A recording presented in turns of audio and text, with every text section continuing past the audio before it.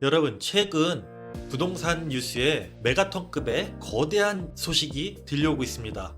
그것도 대통령이 직접 입으로 정책 발표를 하는 그런 양상이 이어지고 있는데요. 과연 어떤 이야기들이 나오고 있고 어떤 영향을 미칠지 한번 알아보는 시간을 갖도록 하겠습니다. 네, 여러분 안녕하세요. 부동산 알려주는 친절한 함쌤입니다.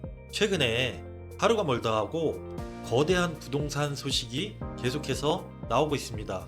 부동산 시장에 큰 영향을 미칠 만한 소식들이 직접 대통령의 입에서 나오고 있는데요. 글쎄요, 물론 어떤 분들은 총선을 앞두고 선거용 정책이 아니냐라는 이야기도 있지만은 중요한 거는 정책이 나오고 이게 시장에 실제적으로 실행이 되면서 어떤 영향을 미칠지에 대해서는 예상을 해봐야 되는 문제이기 때문에 팩트만 가지고 한번 알려드리도록 하겠습니다. 과연 대통령이 발표한 정책이 어떤 거고 향후 부동산 시장에 어떤 영향을 미칠지 한번 알아보도록 하겠습니다. 네, 여러분, 지난번에 대통령이 직접 지역 광역권에 그린벨트를 해제해서 산업단지 등 공익을 위해 활용하겠다라고 그린벨트 해제 정책을 발표했습니다. 그리고 농림지역의 규제 완화에 대한 부분도 얘기를 했는데요. 그 뒤로 바로 이런 뉴스들이 계속해서 뜨고 있습니다. 지자체 전략산업 육성전쟁 시작했다, 이런 기사들이 뜨고 있고요. 미래 준비를 위한 프로젝트 가동, 충남 같은 경우에는 메가시티 스마트팜 주력, 광주도 AI 거점 도시 쟁걸음한다, 대전도 신규 산업단지 조성, 영남도 로봇 UAM 2차 전지 중점으로 첨단 산업을 유치하겠다, 이런 소식들이 나오고 있는데요. 자, 이런 것들이 다 지난번에 발표된 그린벨트 해제와 농림지역 규제 완화에 맞춰서 나오는 정책이라고 보시면 되고요. 뜬금없이 나온 정책은 아닙니다. 지금 우리나라는 2020년부터 2040년까지 제5차 국토종합계획에 따라서 20년 정책이 어찌 보면은 시작하는 단계로 보셔야 될 것 같습니다. 그래서 지금 현재 2024년인 상황에서 앞으로 몇 년 안으로 해서 계속해서 그 계획되어 있던 것들을 시작하는 시기라고 보시면 될 것 같고요. 그런 상황에 좀 더 추진력을 주는 이런 정책들이 나오고 있는 거라고 보시면 되겠습니다. 지난번 그린벨트 해제 정책과 농림지역 규제 완화를 통해서도 토지시장 쪽에 관심을 갖는 분들이 굉장히 많았었는데요. 우선은 많은 분들이 환영하는 분들도 있고 너무 개발하는 거 아니냐 이러면서 반대하는 분들도 계시지만은 우선 정책이 시행이 되면서 이거를 다시 물릴 수는 없기 때문에 우리는 그거에 대한 대비를 해야 되는 거고요.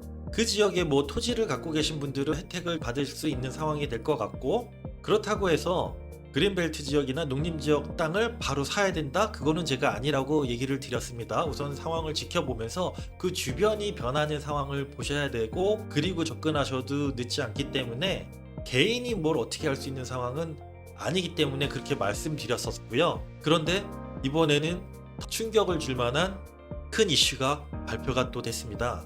자, 이번에도 대통령이 직접 이 정책을 발표했는데요. 그린벨트 해제에 이어 역대 최대 규모의 군사보호구역을 해제하겠다라는 어마무시한 정책을 발표했습니다. 자, 전국적으로 군사보호구역이 많이 설정되어 있는데요. 그거를 다 푸는 거는 아니고요. 그동안 해제 논의가 되어왔던 지역들 위주로 해서 해제를 했는데 그 넓이가 생각보다 굉장히 큽니다. 그리고 그 지자체를 넘어서 주변으로까지 굉장히 큰 영향을 미칠 만한 그런 뉴스라고 봅니다. 자, 우선은요, 서울 강남 서초 송파 일대의 군사보호구역 약 1,400만 평을 해제했고요. 그리고 경기도권과 충청권 합쳐서 총 339제곱킬로미터의 군사보호구역을 해제했다고 합니다. 여의도 면적의 117배에 달하는 구역이라고 합니다.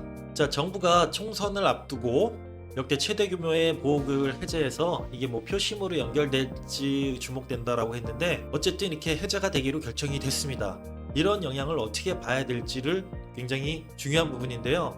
지난번 그린벨트 해제 부분은 지역 광역권에 산업단지가 좀 늘어나고 팽창해 나가는 데 있어서 어려움이 있어서 그 그린벨트를 좀 해제하고 활용하겠다라는 내용이었고, 개인이 활용 못하는 부분이 있었는데요. 농림지역도 마찬가지.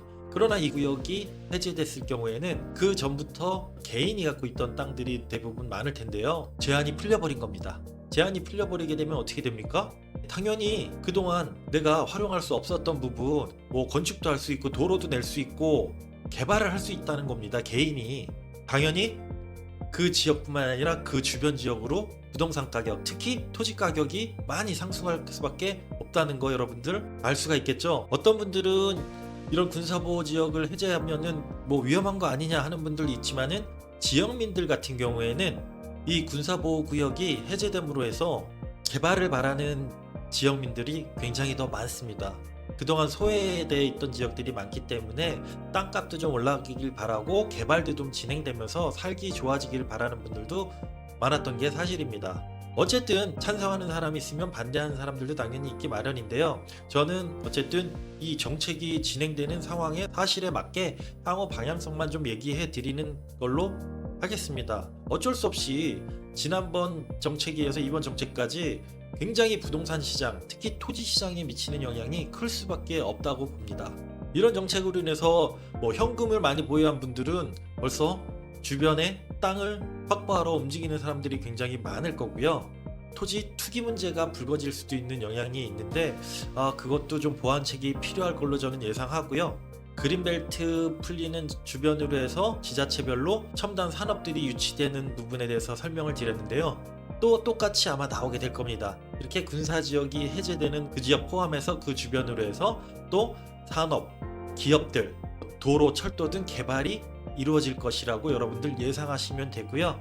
어쩔 수 없이 우리나라는 지금 뿐만이 아니라 앞으로도 건설 경기 활성화와 경제 살리고자 하는 부분에서 이런 개발 정책들이 빠르게 진행이 될 것이라고 예상하시면 됩니다. 이번에 군사보호 지역이 해제되는 곳들이 서울, 강남 쪽에 좀 위치해 있고 성남 쪽에도 위치해 있고요. 그 다음에 대종과 서산 쪽에 좀 많이 위치해 있습니다. 그리고 제가 지난번에도 한번 말씀드린 적이 있었는데 수도권, 남부권의 개발이 많이 된 상황에서 수도권의 동, 북부 쪽에 개발 불균형을 인해서 많이 좀 개발의 필요성도 제기됐었는데요. 자, 이번에 그 지역들이 많이 포함됐습니다. 경기 동북부, 양주, 가평, 포천, 연천 지역의 군사보호 지역이 전체는 아니고 일부 해제가 지금 된다고 보시면 되겠습니다. 당연히 전체적으로 그 주변에까지 영향을 미치면서 부동산, 토지 가격 상승이 이어질 거라고 예상하시면 됩니다.